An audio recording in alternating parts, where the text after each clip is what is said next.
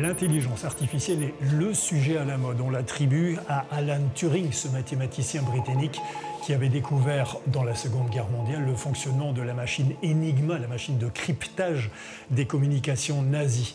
Mais Turing n'imaginait certainement pas, il y a plus de 70 ans, que l'intelligence artificielle serait à la base aujourd'hui d'études universitaires, comme ici, sur la faculté d'Orléans.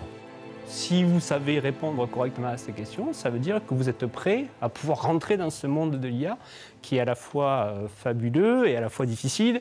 Frédéric Ross travaille sur l'IA, l'intelligence artificielle, depuis 30 ans. Il est enseignant-chercheur, notamment auprès de ses étudiants en deuxième année de master, spécialité automatique et robotique. En ce moment, je travaille sur des algorithmes qui permettent de faire une classification. Donc, c'est quoi la classification? On a un jeu de données et au final, ça peut aider énormément. Donc, ça peut aider en entreprise si on veut faire des statistiques. Ça peut aider aussi en médecine, par exemple, identifier des patients selon des critères.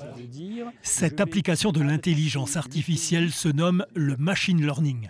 Il s'agit de donner à un ordinateur une capacité d'analyse grâce à des modèles mathématiques conçus par l'homme.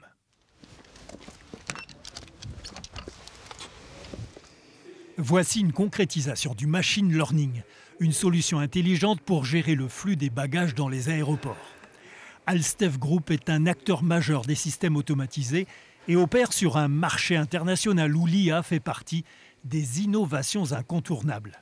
Donc là, vous voyez le jumeau numérique, la version installation qu'on vient de voir. Donc grâce à cela, on peut estimer, grâce à l'intelligence artificielle, les opérations nécessaires en termes de maintenance. Donc c'est ce qu'on appelle la maintenance prédictive. Donc l'IA va travailler sur nos données historiques avec une certaine profondeur, au moins plusieurs mois, voire années, pouvoir prédire justement donc, comment va se comporter la machine, mais aussi l'activité de nos clients, dans un aéroport par exemple, de façon à nous dire, dans 1 heure, peut-être qu'on peut éteindre une machine sur 2, parce que normalement le volume d'activité va baisser. Ce que vous voyez ici sur l'écran, c'est des images satellitaires qui nous permettent de récupérer la température de surface sur la métropole d'Orléans.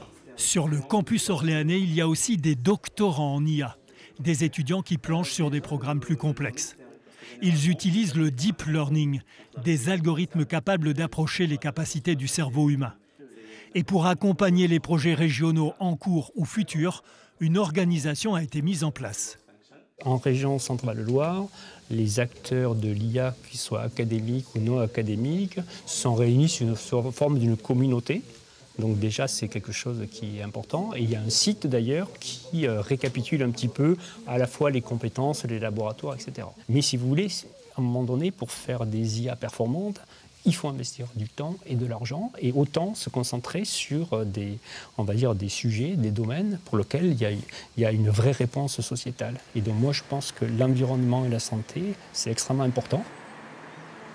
Pour l'instant, c'est Prévision, un programme prédictif sur la qualité et la quantité d'eau en Centre-Val-de-Loire à l'avenir, qui sert de locomotive à l'utilisation de l'intelligence artificielle chez nous. Mais il y a d'autres pistes, par exemple le cancer ou les vaccins du futur, et puis aussi des thématiques d'environnement comme les inondations.